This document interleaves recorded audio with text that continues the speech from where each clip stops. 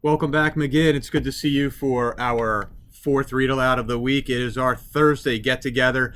And with February being Black History Month, I wanted to get our first book in that celebrates an individual in Black history. We are going to read a book today about a man who excelled in a number of fields, who was just talented in a number of areas in his life. And so we are going to read today the biography of George Washington Carver. Okay, here we go.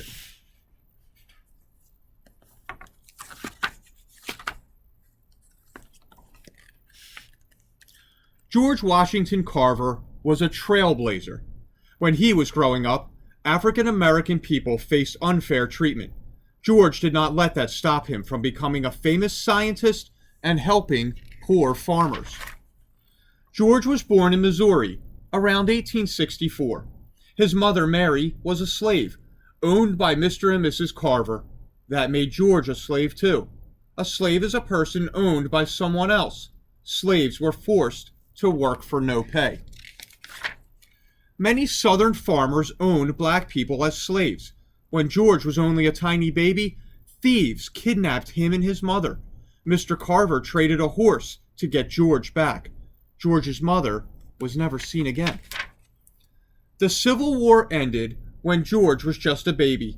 Now he and his brother Jim were free. Mr. and Mrs. Carver raised them as their sons. George was sickly and could not help with the heavy chores, so he helped Mrs. Carver wash laundry and tend the gardens.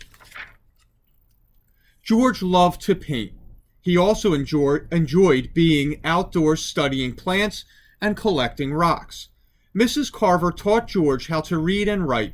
He wanted to learn more, but he was not allowed to go to the nearby school because he was African American. When George was about 12 years old, he heard about a school for black children. It was 8 miles away. He left his family and walked to the distant town. Mr. and Mrs. Watkins let George stay with them. Mrs. Watkins taught George how to use plants for medicine. After finishing school, George worked at different jobs. Then he was accepted to a college in Kansas. When George went to meet with the president of the college, however, he was turned away. The college would not accept black students. George moved to Iowa and entered art school.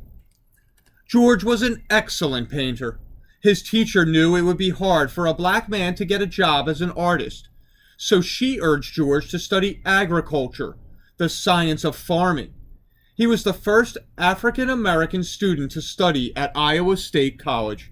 He even became a teacher there. People heard about George's work. In 1896, he was invited to be a teacher at the Tuskegee Institute in Alabama. Tuskegee was a school for black men and women.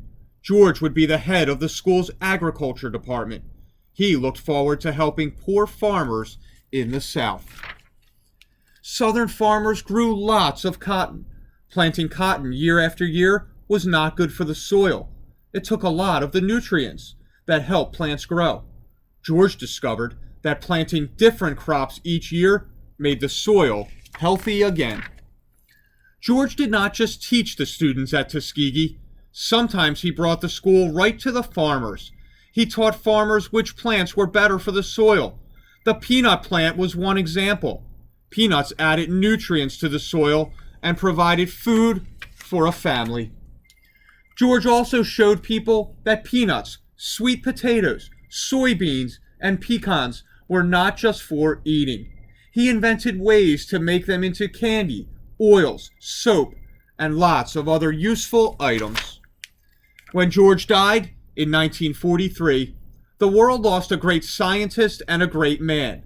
Throughout his life, George had shown others the importance of treating all people fairly, no matter what their color. He cared for nature, and he cared for people too.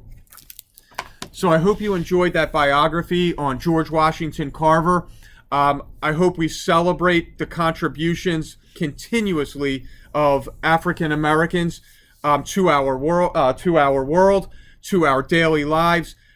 Boys and girls, read biographies. They are just terrific, no matter who it's about, of learning how people contributed, what they achieved, and it just helps us learn. I will see you back for one more read aloud tomorrow. Have a great night, everyone.